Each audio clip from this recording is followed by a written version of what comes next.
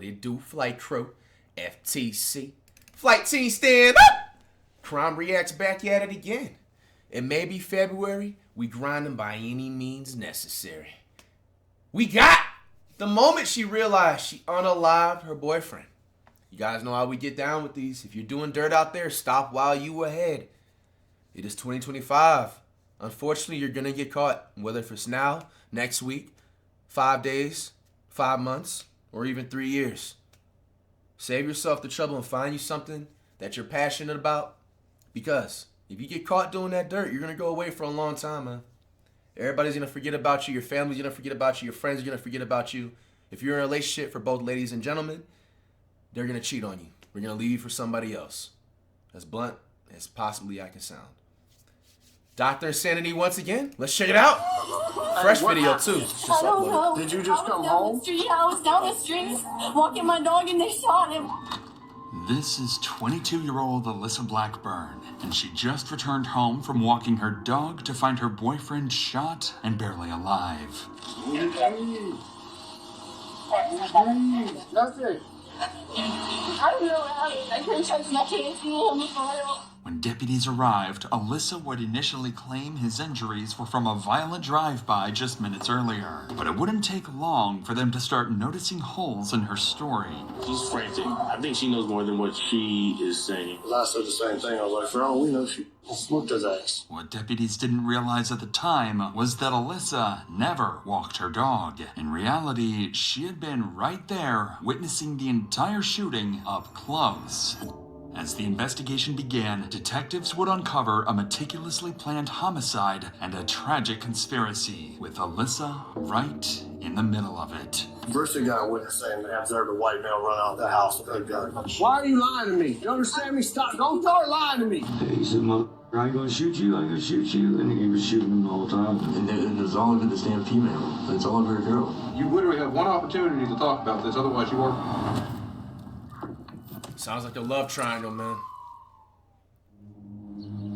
On October 29th, 2022, the Escambia County Sheriff's Office received multiple 911 calls from frantic residents on the 1100 block of Medford Avenue. Earlier that morning, a driver in a black sedan had reportedly opened fire on a home in a small neighborhood. Damn. Hours later, at around 2:00 p.m., the sound of gunshots would be heard again, but this time followed by a young man's anguished cries for help. Quickly, officers were dispatched to the scene, racing to piece together what had just unfolded.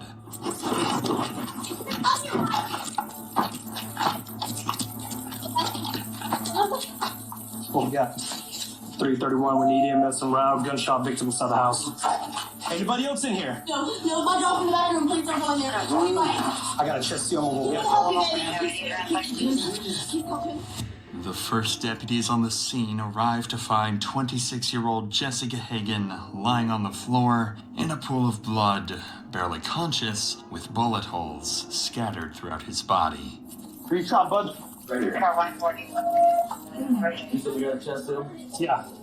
Jesse is experiencing a pressure imbalance in his chest cavity, meaning his lungs could collapse at any moment. With Jesse in the hands of paramedics, the deputies shift their focus to the next critical task, piecing together what had happened. With this in mind, Deputy Tinch wastes no time, turning to question the only witness present, Jesse's girlfriend, Alyssa Blackburn. Hey, what happened? I was down the street walking my dog and they shot him. Who shot him? I don't know. Did you find him like this? Yeah, I just had to kick in the back door because nobody was knocking on. So do you live here?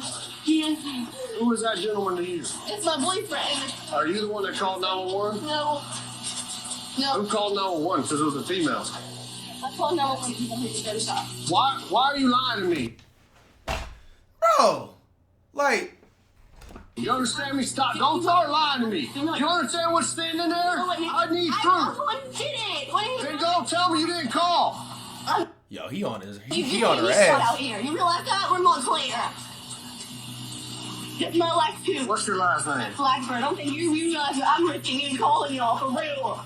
Right away, Deputy Tinch grew suspicious after noticing a flaw in Alyssa's account of the 911 call. However, considering the chaos of the moment, he knew it was possible she could be in shock and that her memory was distorted. But unbeknownst to the deputy, Alyssa would go on to provide more misleading statements, making her story even more suspicious. What's worth noting is that situations like these can be especially traumatizing for everyone involved, including those watching at home, just like you. If you've ever felt that you need help with mental health, you should know that there are always people you can reach out to. That's why I'd like to thank BetterHelp. Mental health important, guys. We're skipping over by to Ed. the way. The biggest part's right. BetterHelp. It's not struggling. Consider mental health is important, but skip over to BetterHelp. Go to BetterHelp.com/DrInsanity and get 10% off your first month of therapy. With that said, let's get back to Alyssa. Even though her inaccurate account of the 911 call was suspicious, Deputy Tinch knew it could be due to her frantic condition. If anything, this just made him want to know more. Before you left to walk the dog, was he by himself? Yeah, no, there wasn't nobody else here. And he wasn't like that, right? No, he was not like that. He was fine. He was in the room. And he was not bleeding on the ground. Who else lives here? This is, I don't even know whose house this is. I just got here like 2 days ago. Real shit. I swear to God, I just moved here. All my stuff's in the back bedroom, but my dog's in there. According to Alyssa, the shooting occurred in the small window of time while she was walking her dog. But none of this would matter to her, as her boyfriend would be carried out in a stretcher unconscious. Wow, man. The glass, was it broken before you left? Was it out here when you left to walk the dog? It. Okay. Oh my God. Just step over here. Sure. It's likely Alyssa, in this moment, believed Jesse had passed away. First responders were using what's called a soft stretcher, not too different in appearance to a body bag, used when the victim is dead. Wow. However, Jesse is still alive. He was suffering from multiple gunshot wounds and was slipping in and out of consciousness. He appeared to have been shot in the upper abdomen and leg and was in critical condition. As paramedics loaded Jesse into the ambulance, preparing to take him to the hospital, deputies could finally give Alyssa their full attention, as she was the only witness so far who could give them a lead. But soon, officers would begin to suspect that Alyssa wasn't the innocent victim she portrayed herself as. I don't know, honey. I'm sure he's talking to us. So yes, because he just gave us a bunch of information. Okay. I don't want nobody to see me. Oh my God. See you, okay? Okay. Let's call your parents, okay? Due to Alyssa's seemingly frantic condition, deputies were unable to get any more information from her beyond what she had already recounted. So in an attempt to make sense of the situation, deputies on scene began sharing the information they had gathered, and they quickly started to notice some intriguing details. So I wonder, earlier was a drive-by, this was Target House, and then maybe somebody came back? Bro, it looks like we got shot in the house. That's what I'm saying. Yeah, they're casing dog. Yeah, that's what I'm saying. Either they bucked us in the house or they know him and let him in the house. Yeah, but her time frame is way off, bro. That's the problem. Is she's like, I asked her who called. She's like, not me. I'm like, there was a female, honey. She was like, okay, I called. And then I said, stop lying to me. This is serious. She's saying that she left to go walk the dog, came home to this. And the time frame is not 4 hours ago. Because she's saying she heard the shots. So it wasn't a... I guarantee you it was. We can find some cameras. Clearly, Alyssa's story wasn't adding up, and despite her exaggerated crying, officers were growing more convinced that she might have somehow been involved. But without definitive evidence to prove her role in the crime, these suspicions would remain as just that, suspicions, for now. So, officers, determined to find something concrete, would begin searching the neighborhood. That's when Deputy Brissette encountered a neighbor who would claim to have seen everything. I heard 2 gunshots about 10 o'clock this morning, and I saw a little black car. But, come and go and come back, you know. I don't know if they had anything to do with it, but it was like they just took off from right over here. Did you hear some gunshots? Yeah, I heard 4 of them. Over here? I just seen a black boy and a white boy just get in the car, and I seen the white boy come out with the gun in his hand. What kind of vehicle? It's like a beat up, old school looking Toyota Camry. And he came out the door, he said, I told them, just don't want to play with me. Was it a black boy or white boy that got shot? White guy got shot. Ooh, The one that lived with there. the tattoos. Yeah. Yeah, that's who. They always go I back and forth. With different people? Mm-hmm. Okay. Yeah. Have you ever seen that car in the area before, that white guy? Always there. The camera's always there? Yeah. Wow. What these witnesses just revealed was critical. According to them, shortly before the shooting, a beat-up Toyota Camry pulled into the driveway of Alyssa's house. Two men stepped out, one white, one black, and made their way towards the home. Additionally, one witness noticed something even more alarming. The white male was armed, and moments after they entered the house, gunfire erupted, echoing throughout the neighborhood. With this new information at hand, deputies could finally narrow their focus to two prime suspects, who for now would remain unidentified. As for Alyssa, her role in the investigation was still unclear. It still made no sense why she felt the need to lie about her story. And She given knows she's part of it. Alyssa's emotional state, it was impossible to get anything valuable out of her, so her parents were allowed on the scene to help her calm down. In the meantime, deputies would notice the biggest flaw in Alyssa's story yet.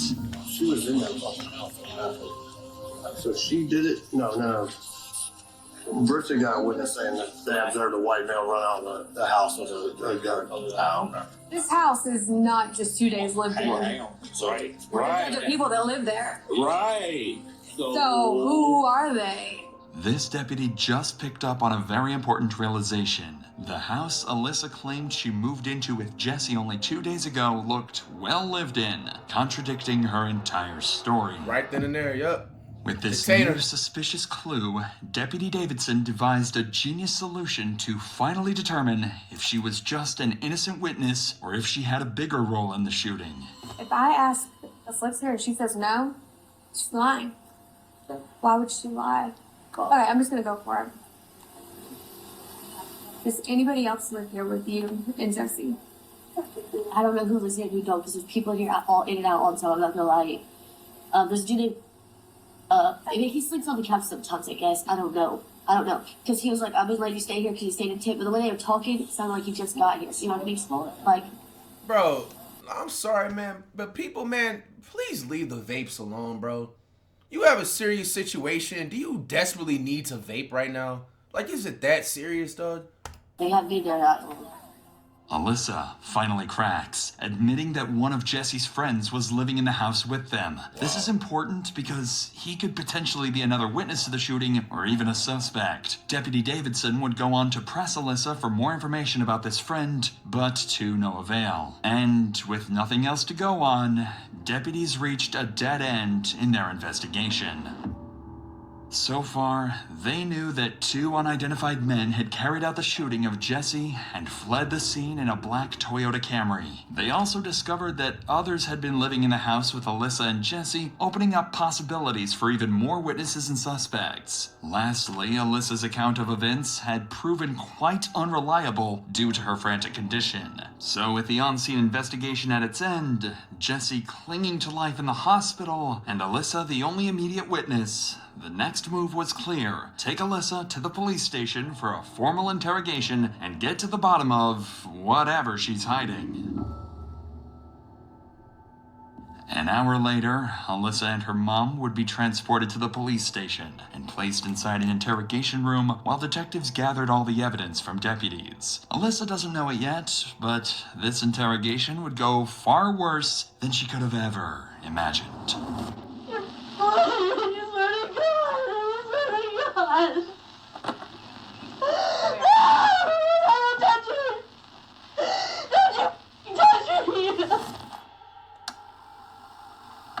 There's no reason you have to talk to us by yourself. There's a camera in here. There's audio in here. We can hear everything. Yeah. There's no reason you have to talk to us by yourself. You're right. Alyssa realizes she's being recorded and immediately makes her mom aware. It's clear this isn't her first time in an interrogation room. Unfortunately for her, the cameras would turn out to be the least of her worries. Detectives would walk into the room with a clear plan in mind, figure out why Alyssa lied. If they can press her on the details, she might slip, giving them a real shot at actually solving the case. David Preston, you know David? How do you know him? Experience. Experience? Yes. I got in trouble. Only 2 times I've been in trouble. I don't really. Gotcha. Well, I'm investigating Martinez. I work with David, so I know. Yeah. That being said, we want to get some information as far as like how long you guys been living there, who lives there. 2 days, 2, 3 days. It went from 2 days, now it's 2-3 days. If I had my phone, I tell you exactly what they wanted. Let me get my phone. Okay. I don't, but it wasn't I can't remember where it was, but. Okay. And the only reason I'm asking is because, like I said, we have to get a search warrant in order to get the house. Okay.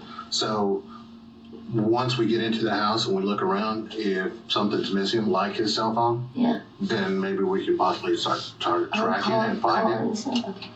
No, I'm not going to question you at all. So that's why I was asking, I'm not asking like to pry, but maybe something's missing and maybe we can track it and be like, I know y'all are just trying to help for real. I'm not that type of person. I know y'all are just trying to help. Okay.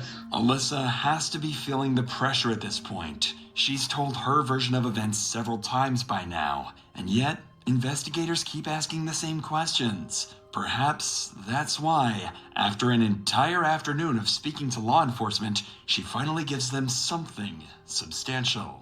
All right, so it's just you and Jesse that live in that house? No, there's 2 males there and there's Jesse. But there's people in and out of there all the time, you know what I mean? I mean, it's like literally like a ghetto trap, kind of like out here. You haven't seen the house, but the whole house is like trashed. You know, I tried to clean it up and I mopped the floors and all kind of stuff like that because I have nowhere to go. But there's a dude named Ian for sure. I know because he sleeps on the couch, and I know he was getting help from somebody, the dude who lives there, I guess, around a regular, trying to get off of drugs. Okay. He's been a black male, white male? He's white. Okay. Yeah, he's tall. He's real tall. He's like, real tall to me. I'm like 5 foot. Alyssa confirmed that 2 other people lived in the house, noting that individuals are constantly coming and going. It went from one person sleeping on the couch to multiple people. A detail that could suggest drug activities considering her previous statements and frantic behavior earlier. But most importantly, she mentions one of the roommates by name.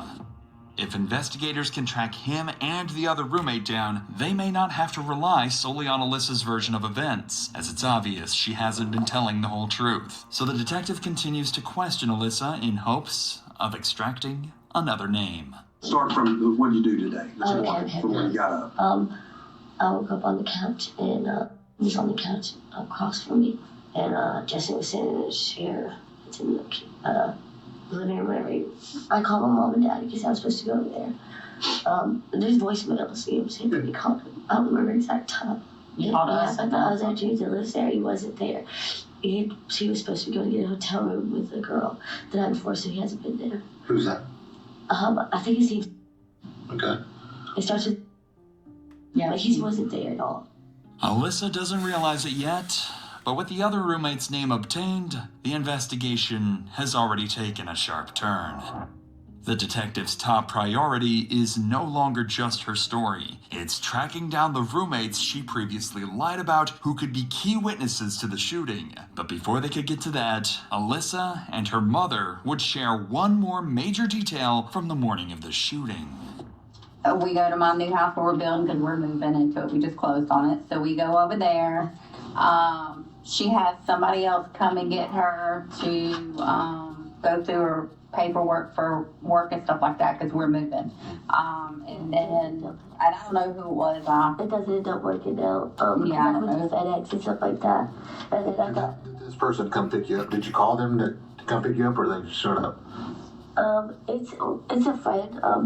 I don't really know him like that. You know what I'm saying? Jesse doesn't like anybody to know where we stay at all because what he does, and obviously y'all know what he does, you know what I'm saying, because I told the police. I don't know if y'all talked to the police yet. Yeah, okay. Yeah. And, what did you do, sell drugs? Allegedly. I don't know. What's I don't important? even know if I just used that right.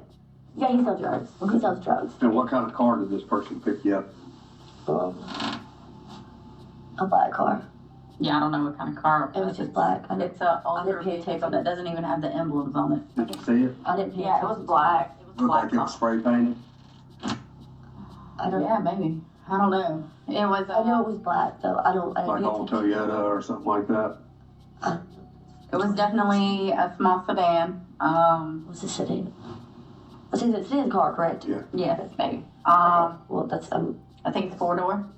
Alyssa's mother just described the same car that witnesses saw fleeing the scene, a black Toyota Camry. But what's even more crucial is Alyssa's own admission. She was in that very car after being picked up by a so-called friend. With this insight, detectives now have a major person of interest, whoever was driving that black Camry. Now their top priority is clear. Identify this man. Yeah. What's his name, the guy that come and got you? I don't know him. That's what I'm saying. Well, how'd you call him? Jesse, I didn't call him. I said I didn't call him. Oh, he just showed up at the house? Yeah, my brother knows him, and Jesse knows him, and all kind of stuff like that. Like, he comes around all the time, hangs out with him. I don't associate myself with people that he does. I'm not allowed to even be at the house by myself. Is he white or black? He's white, for sure. Can you describe him to us? He's kind of ghetto. No, he's ghetto. He's got tattoos. Yeah. You can tell he's been to jail. 20s, 30s? At least, like, his late 20s. Despite the vague description, detectives can now confirm the driver of the black Camry is a white male in his late 20s with tattoos. Combined with all the other information, these details are enough for detectives to begin searching. But before detectives wrap up Alyssa's interview, they would have to deliver the tragic news of what happened to Jesse. I did just get off the phone with the doctor's office, and he did not survive.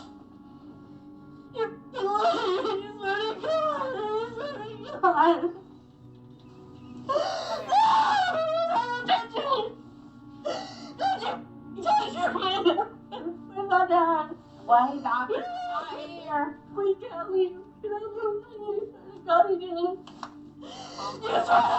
God! No! Jesse Gahagan had died. Alyssa seemed truly upset at this news, even though she almost certainly expected his death, as detectives would come to find out eventually. But while it's not officially confirmed, all signs point to one chilling reality. This is, most likely, all an act, and it would be revealed soon. Yeah, we'll get you out of here. Raise your right hand. Somebody killed your boy. I called the police! I tried to save his life! I tried to make him do better, bro! I tried, I'm the only one who can think about him! No, I'm being serious, you don't get it! Don't let nobody, I'm the only one who called the police when he overdosed! Try studying his mother down by myself! Alyssa would continue this frenzy until detectives had to end the interview. Even though she seemed genuinely upset over Jesse's passing, detectives would soon find evidence suggesting otherwise. Nevertheless, the stakes were now higher as this had escalated into a murder investigation. You think she's acting, y'all, or she's... At this point, detectives still Real weren't emotions. sure exactly what Alyssa was hiding, but the interviews that followed would begin to reveal the truth. 8 hours later. What's up, Mr. I'm Investigator Alvarez, the one that you ignored last night. Well, now you got my text. Damn. This Impressive. is one of Jesse and Alyssa's roommates. It's unclear how investigators first located him, but what is known is that he was initially reluctant to cooperate, ignoring multiple calls and texts from detectives. Perhaps he was hesitant to get involved, but when he finally agreed to an interview, he would deliver the biggest bombshell yet. Let's hear it. All right, man. So let's start from the very beginning, okay? That's it. Now, I know before you came in here, you said he knows who did it and who he can get us hooked up with that person and everything else, because he tried catching up with you at Tom Thumb yesterday. So, before we get through all the details, who is that person that actually pulled the trigger? It's Jacob Colville. Okay. Who was the black guy that was there with him? I've never seen him before in my life. Okay. If you were shown a picture of him, would you be able to possibly recognize him? Should be able to. Okay. How long have you known Colville? Colville, I met, I think, 2018 in Walton County. He was we were in the same little pod together in Walton County. Finally, thanks to the roommate, detectives have identified the white man with the gun, 29-year-old Jacob Colville, the same so-called friend Alyssa and her mother described earlier. But to the detectives' surprise, the roommate had even more to reveal. Colville Colville showed up with his two kids in the car and got out and started an altercation with Jesse. And this is all over a female. This is all over a girl. What's her name? Alyssa Blackburn. I guess Colville's in love with his girlfriend or something. I'm not even sure if the girl liked it, if she liked either or not. And I thought First of all, Buddy is a fucking simp, bro. You pulled up to somebody's crib with your two kids in the car to confront something involving your girlfriend. First of all, instantly, you have to lose all your rights to your kids in custody just right off that bat, my nigga. What is wrong with people in this world, dog? Like, we're supposed to be friends, but no. As soon as the girl comes out of the house and says Jesse's inside, they didn't hesitate to, should we leave it? No, they went right inside my house and they go down the hallway and they look through the first room, look through the second room, and I'm at this point I'm playing stupid. I'm like, what's going on, guys? I don't know what's going on. I wasn't watching. I did not have my head turned towards down the hallway, but there was 2 gunshots and I hear screaming. And there's 2 gunshots, and then by the time I look down the hallway, I see Colville backing up, like with the guns on Jesse, and Jesse looked like he had blood right here, maybe like in the stomach, and the chest or the shoulder, and even when he was on the ground, he shot another couple rounds, I believe. How many rounds total? I can't. Quite a few. Yeah, I can't even tell you. Whenever Colville and the black guy run out the front door, they took off. What happened to the DVR? I can show it to you. Do you have it? Yes, sir. Okay. And there's the camera in the living room. Yeah, I noticed. What the roommate just revealed to detectives is everything they need to crack this case. It appears that Jesse's murder stemmed from a long-standing conflict that began in an altercation between Jacob and Jesse. Likely during the drive-by incident reported earlier that morning, followed by Jacob returning an hour later to fatally shoot Jesse. Meanwhile, Alyssa not only fabricated her entire version of events, but the whole altercation centered around her. According to the roommate, she was in a love triangle with Jesse and Jacob that turned deadly. It's likely that Alyssa had grown fed up with Jesse before orchestrating the shooting with her friend, or perhaps lover, Jacob. Can't even trust these hoes, man. Can't trust these hoes. Finally explains why Alyssa had been lying all along. She wasn't just a witness. She was an accomplice to murder. Fortunately, the roommate had the shooting recorded on surveillance camera and agreed to hand it over to investigators, providing them... So I be trying to tell y'all, man, stop doing dirt, bro. You know you doing wrong. You know you moving grimy, bro. Like, bro. Cameras everywhere, bro. With undeniable evidence to bring the killer trio to justice. This incredible stroke of good fortune would continue when the roommate successfully identified Jacob's accomplice from a photo lineup of known offenders. He was 44-year-old Lawrence Bonner Jr. The Escambia County Sheriff's Department quickly launched a statewide manhunt, alerting police to stations and the public to be on the lookout. Not long after, authorities would make a critical discovery. The black Toyota Camry had been found underneath the mobile highway bridge over 11 Mile Creek, burned down to the frame. While the search for the assailants continued, detectives wanted to solidify their case against Alyssa, so they would bring in the other roommate she mentioned earlier, and he would reveal crucial details about Alyssa's sinister role in her boyfriend's murder. That little black Toyota Camry or Avalon or whatever it was, you know, the car they showed up in? Yeah. Whose car is that? I think it's Colville's. He burned it. So. He what? He burned it. Did he? Mm-hmm. Well, yeah. So do you remember any of the conversation that was going on in the house? Like when they come back, you told them that Jesse's hiding in the back, correct? Yeah. Okay. What was being said after that? Nothing. They were so quiet. Okay. They were just creeping through the house looking for Jesse, and they didn't find him at first. Do you remember seeing Alyssa come in with a gun? Who? Alyssa, his girlfriend, Jesse's? No. When she first walks into the house and you're on the couch, you know, she's holding a gun, because, you know, we have the DVR. Yeah, I did notice that. Colville did say to Jesse, he said, I ain't gonna shoot you, and he was shooting him the whole time. Because Jesse would say that Colville would never shoot him, you know what I mean? Cool shot. You know where Colville might be right now? I have absolutely no idea, man. Well, we already have one of the three, so. Oh, do you? Yeah. there's another person that helped them out later. Really? At this point, detectives had multiple statements from both roommates that not only implicated Alyssa, but also discredited her alibi of being somewhere else at the time. Combined with video evidence showing her holding a gun inside the house before the shooting, there was no denying that Alyssa was certainly involved in the murder of Jesse Gahagan. All that crime, bro, they need to send her to Hollywood, bro. You could have been in the next movie or something. Instead, you wanted to... Yo... While detectives were wrapping up the roommate's interview, one of the killer trio, Lawrence Bonner, was arrested after deputies surrounded his residence. Where the fuck is your socks and shoes at, man? Brought into the interrogation room directly across from this one. Nasty ass feet, boy. Detectives didn't waste any time with Bonner. Nah, don't try to cover them up now, nigga. We seen them feet, bruh. And would immediately confront things was nasty, bruh. Him with video evidence to make him give up Jacob's location. We want to know why he reached out to you, what he told you, because we already know you participated there. We know you didn't pull the trigger. But at this point, you literally have one opportunity to talk about this, otherwise you are, and I'm going to be very straight with you. And if you want to see the video. Yeah, we'll show you the video if you want to see I'll it. show it to you. Okay.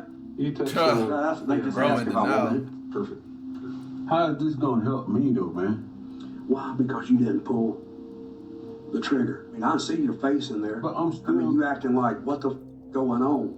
I'm still going to end up going to jail. You are going to go to jail, but the difference is whether if you decide to be honest and to help out, and then hopefully the courts will show leniency that you've helped out and you've been honest, that shit went down fast or however it went down. But not saying nothing, that video makes you look guilty as hell, bro. It's cute. You ready? He looking for him. He found him yet. Oh, there you go. Oh, he dropped his pistol. Trying to get him. You're like, what the? Here, hold this gun. There you go. Now give me that gun. There you go. Oh, let me go ahead and finish him off right here. Snap. Snap. No, wait, he's not done yet, though. Oh, shit, my gun. Let me get it. Oh, damn. Oh, let me give him one more, which he did right there. So now you know we're not bullshitting. Which Hey, can I talk to my real man? And I'll talk to y'all, man. Now that Bonner understands the gravity of his situation, he agrees to share everything he knows with the detectives, starting with what the three of them did to Jesse. I really don't know. But you know him by sight. You seen him around. I seen him around. You know, he offered me a ride. I took the ride, right? Yeah, we pulled up at the house. The girl in the car, the girl, like, she was just like saying that the dude was selling, but something about the busted the windows or some shit like that though. And then old girl, she's knocking on the door trying to get in. Yeah. And then she comes back to the car and she throws something in the car and then she goes and walks her little dog. And then the rest of it's self-explanatory. We see the shots that happen and all that. Y'all walk back outside and y'all get in the car. And where's the girl? Does she get in the car with y'all? She had them ran up. Okay. Bonner had just admitted his role in the shooting, going so far as to confirm that Alyssa had been present the entire time. Under pressure from the video evidence, Bonner would eventually confess to something even more damning. He had provided Jacob with the gun used to shoot Jesse. He's going down too. Damn. With that admission, Bonner officially became an accomplice to murder. Investigators would wrap up Bonner's interrogation and book him into jail. One member of the killer trio was down, 2 more to go. A week later, on November 5th, authorities tracked down Jacob Colville in Eustis, Florida, attempting to evade capture disguised in a wig, glasses, and makeup. But his cover... Yo, my nigga, yo, hey, bro. Yo, bro, at that fucking point, bro, just give it up, nigga. This nigga put on, you heard that? This nigga put on a wig, makeup. Matter of fact, he's been wanting to do that the entire time. Hell nah, nigga. He's been wanting to do that the entire time. That ain't no cover up for a disguise. He's been wanting to do that. That's his true eye. That's what he want to do. Never didn't last long, an officer recognized him, initiated a traffic stop, and took him into custody. When finally apprehended, Colville was found with a loaded handgun and drugs in his car. He would reportedly state, "I don't regret it," when inquired about the murder. As for Alyssa, a warrant for her arrest was issued, and she was quickly apprehended, held in county jail without bond. While the killer trio's exact motives remained unclear, investigators determined that Colville, Blackburn, and Bonner were driven by a mix of personal vendetta and criminal intent. Their actions were likely tied to drug dealings and internal betrayals within their circle, leading them to see Jesse Gahagan as a liability that needed to be eliminated. Nearly 2 years later, in June 2024, Colville was sentenced to life in prison for the first-degree premeditated murder of Jesse Gahagan. Meanwhile, Lawrence Bonner and Alyssa Blackburn were also charged as principals to first-degree murder. As of this writing, both remain in jail awaiting trial. If convicted, they too will likely face life in prison without the possibility of parole. Wow, wow, wow. All this over some pussy and drugs, man. It's a damn shame.